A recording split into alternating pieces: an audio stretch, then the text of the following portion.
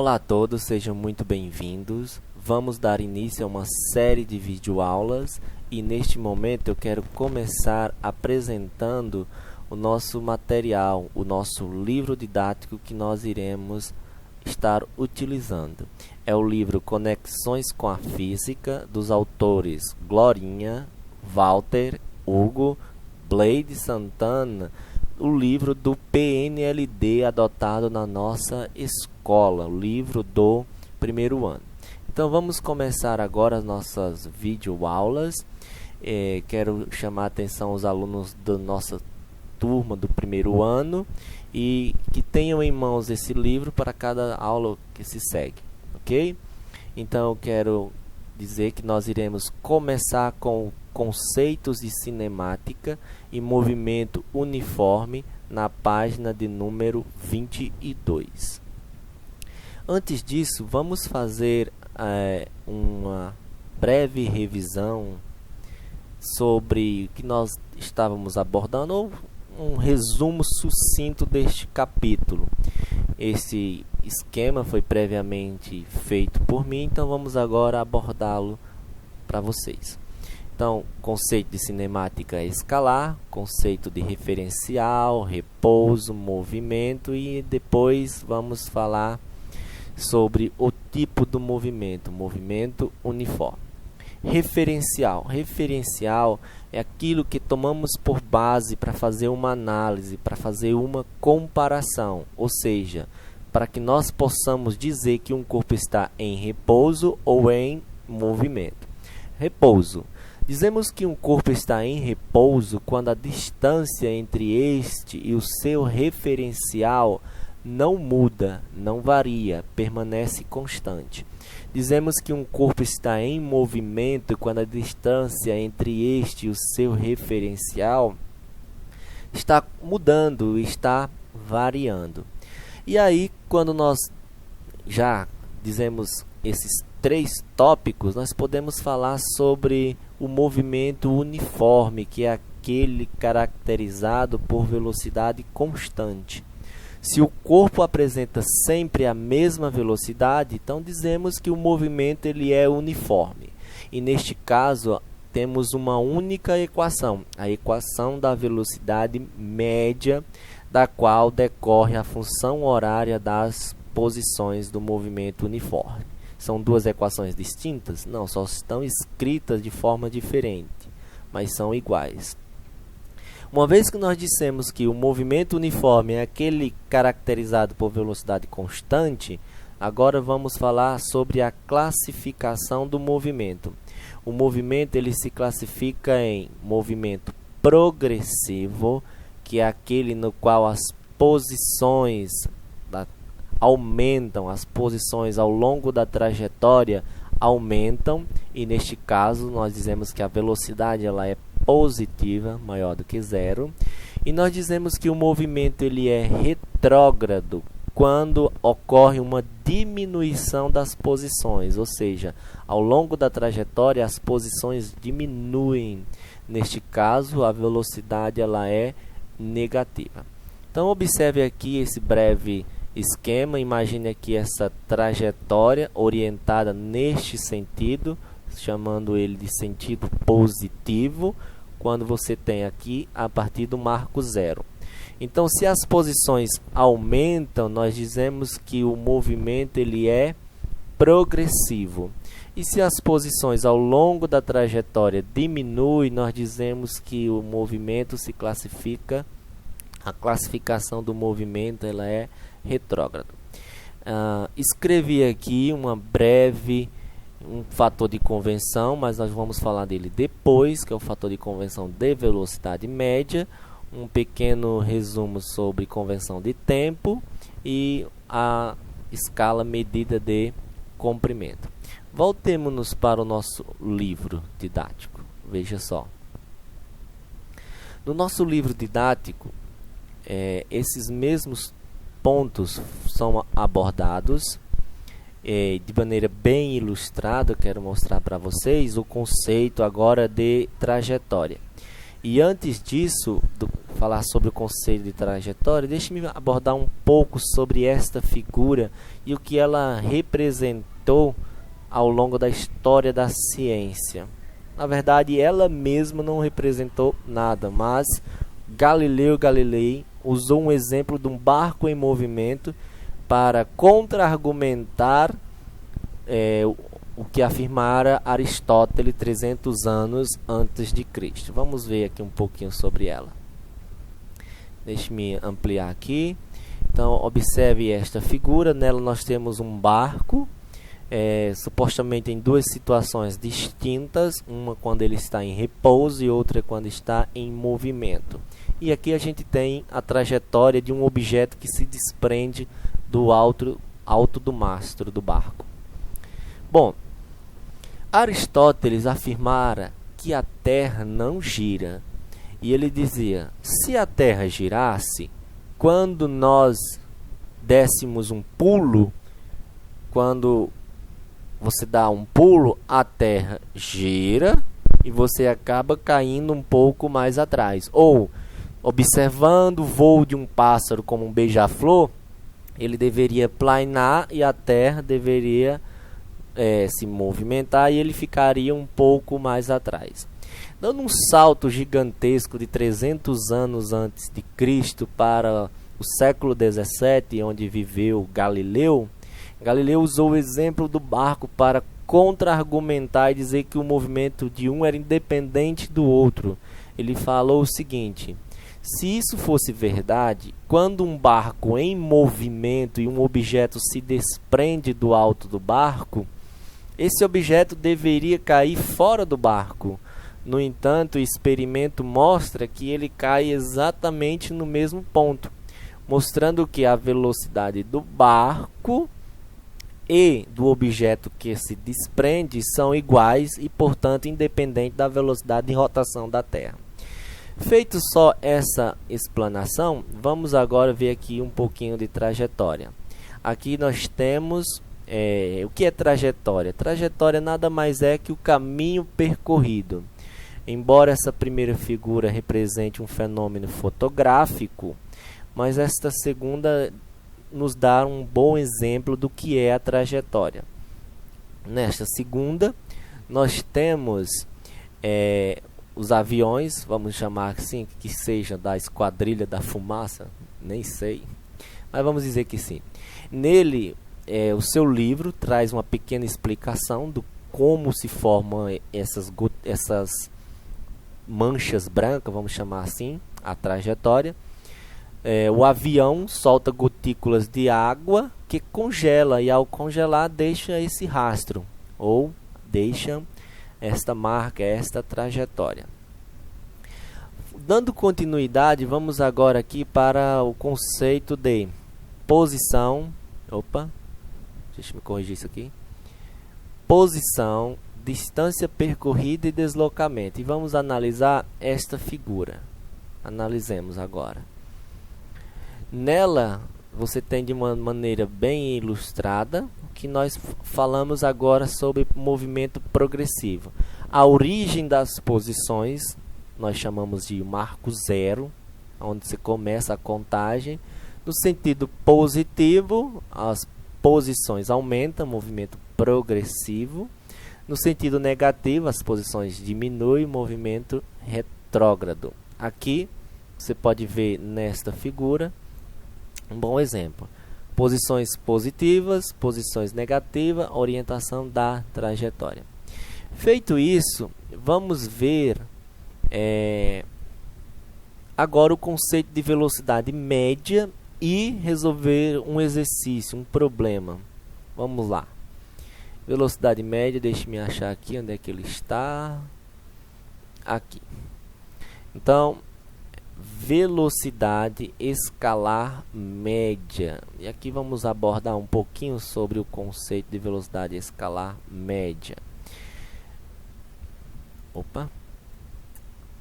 Velocidade escalar média de um corpo nada mais é que a razão entre a distância percorrida e o intervalo de tempo. Matematicamente, nós dizemos que é a taxa de variação com que as posições aumentam com o passar do tempo.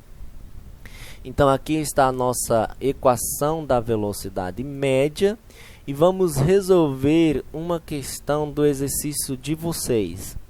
Essa questão está na página de número, deixe-me pegar aqui, na página de número 30. Quero usar a questão do Enem. Página de número 30 para que você possa acompanhar. E eu quero resolver ela aqui no nosso quadro branco. Deixe-me colocar aqui nosso quadro branco digital. Vamos lá. Previamente eu já selecionei aqui a nossa questão para que nós pudéssemos ganhar tempo e o vídeo não ficasse tão longo. Vamos colocar aqui. Cá está a nossa referência. Embora a referência seja um MEC, é uma questão do Enem, mas ela foi retirada do livro, o nosso livro didático adotado, tá bom? A página de número 30, a questão de número 13, que diz o seguinte: uma empresa de transporte precisa efetuar a entrega de uma encomenda o mais breve possível. Para tanto, a equipe de logística analisa o trajeto desde a empresa até o local da entrega. Ela verifica que o trajeto apresenta dois trechos de distâncias diferentes e velocidades máximas permitidas diferentes. No primeiro trecho, a velocidade máxima permitida é de 80 km por hora. No primeiro trecho, a velocidade máxima permitida é de 80 km por hora.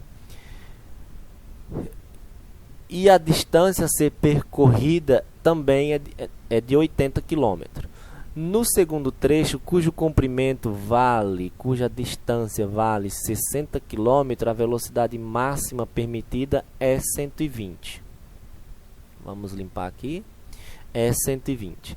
Supondo que as condições de trânsito sejam favoráveis para que o veículo da empresa ande continuamente na velocidade máxima permitida, ou seja, a velocidade constante, portanto, já podemos deduzir que estamos falando de velocidade média, cuja equação é... Deixa eu melhorar aqui o pincel, gente. Cuja equação é velocidade média é delta x, nosso livro vai trazer delta s, sobre delta t. Logo, nós iremos usar esta equação para resolver este problema. Então, vamos lá. Mas antes disso, se você quiser resolver assim, você pode ficar à vontade e resolver direto. Aliás, existe uma maneira bem prática, bem simples, que eu estarei mostrando para vocês logo ao final. Mas vamos resolvê-la com a equação e com o conceito da física. Nós temos dois trechos.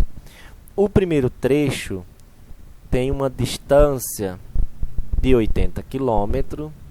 O segundo trecho tem uma distância de 60 km. Vamos lá. No primeiro trecho, o enunciado nos diz que ele foi percorrido com uma velocidade de 80 km por hora. O segundo trecho, que tem uma distância de 60 km, foi percorrido com uma velocidade de 120 km por hora. E a pergunta para nós: qual será o tempo necessário em hora para a realização da entrega? Então vamos fazer duas continhas bem rápidas a partir desta equação aqui. A partir desta equação, vamos colocar aqui e resolvemos. Vamos lá. Então, a velocidade média. Quem é a nossa velocidade média? Delta S sobre delta T. Segundo o nosso enunciado, a velocidade média foi de 80, portanto, devemos fazer a substituição nessa representação na velocidade. Logo, 80, deixa eu melhorar essa letra, 80 é igual a distância. Qual é a distância? 80 km, devemos substituir em ΔS, que representa a posição, neste caso, 80. Coloquemos aqui, deixa eu melhorar a letra, 80, dividido por ΔT, que eu vou chamar ΔT1. Então, neste caso, fazemos apenas meios pelos extremos e dizemos que 80 ΔT1 é igual a 80. ΔT1 é igual a 80 sobre 80. Vamos limpar aqui o nosso quadro e afastar um pouquinho para dar espaço. ΔT será igual, no primeiro trecho, ele será percorrido em 1 hora. No primeiro trecho, ele será percorrido em 1 hora. Segundo trecho, utilizamos a mesma equação. Deixa eu só melhorar o meu pincel. Utilizamos a mesma equação, velocidade média é igual a ΔS sobre ΔT. Então, quem é a velocidade? A velocidade é 120. Então, onde tem 120, devo substituir em Vm. Logo, 120 igual a ΔS. Quem é o ΔS? É a distância percorrida de 60 km. Devemos substituir aqui. Então, essa distância de 60 km. Deixa eu limpar aqui. 60 sobre ΔT. E aí façamos mais uma vez meios pelos extremos. 120 ΔT é igual a 60. Como esse aqui é o segundo ΔT, vamos chamar ΔT2. ΔT2 é igual a 60 sobre 120. Você pode dividir 60 por 120, não há problema.